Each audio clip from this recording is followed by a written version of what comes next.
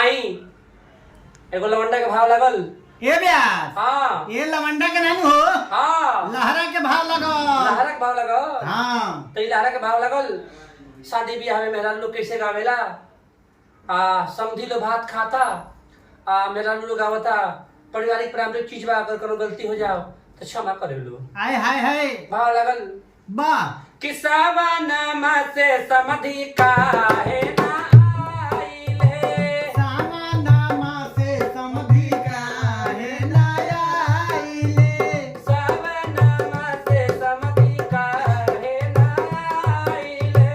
सामा नामा से समधि काहे ना आइले। कटहर के बाटे अधिकारी ए जी कटहर के बारे अधिकारी जी। ए जी हर के बारे ए सुगमन ताल में गावत रे वाह वाह वाह वाह। कटहर के कोआ तोहरा थारी में परोसा कटहर के कोआ रौरा थाली में परोसब। कटहर के कोआ तोहरा थारी में परोसब। कटहर के कोआ रौरा थाली में परोसब। और का का मुअरी का रबरौला हाँ हाँ हाँ। मुंगड़ी करब रौरा। ए जी मुअरी का रबरौला हाँ हाँ हाँ। मुंगड़ी ए बेया हाँ भाव लगल हो। कौन देखो कितना बढ़िया एमे भाव लागल। कैसा? हंसता हुआ नूरानी चेहरा काले जुल्फे रंग सुनहरा मेरी जवानी तौबा तुम्हारे दिलरुबा दिलरुबा दिलरुबा दिलरुबा दिलरुबा दिलरुबा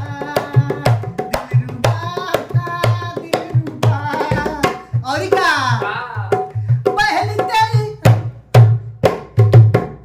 तेरी आंखों से देख लिया दूर से। पहली तेरी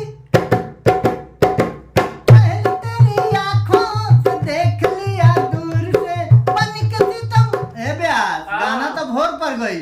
एमे जनता का गवा का कि लगवा दी राजा जी हमारा लहंगा में लगवा दी राजा जी हमारा लहंगा में बीटो। रे सोगमारी सब लोग देख ली देखे तो माल गोदाम देखे तो माल चुप गोदाम रह।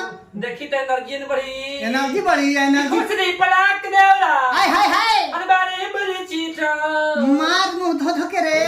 कुछ नहीं पलाक देवरा हाय बड़े बड़े चीज का लगवा दी राजा जी हमारा लहंगा में भी। आहा हमारा लहंगा में मीठा लगवा दी राजा जी हमारा लहंगा में। ए ई माइकवा से का करता हो? ए नतिया के बेटा माइक वाला इहो मजाक करता का? तोर माइक गोइल हम का करी? ई माइक ओकरे लायक बा। Mic hello hello hello mic खराब बोलता हो गई। बोलता बोलता अब एकरा के बाद अगले एपिसोड में देखल नहीं तो टाटा बाय बाय। खुदा हाफिज।